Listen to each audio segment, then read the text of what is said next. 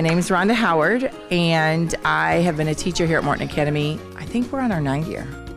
So we go to the Cookery generally once a month, and the Cookery plans the menus, and then they cook whatever is on the menus.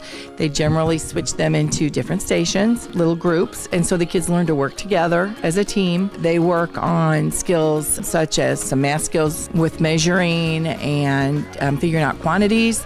They work on reading skills and comprehension, reading the recipes and figuring out what comes first, next, and last. There's some science mixed in with that on some of the baking procedures and what happens when you mix some of the ingredients. And mostly what we really love to see is they're working on some social skills and working together as a team, taking turns, being cooperative with one another. And then at the end, they all get to eat everything that was made that day. And so they're also learning some good social skills in that aspect, as they have to get in line, serve themselves their food, eat in an appropriate manner, and be good guests at the Cookery.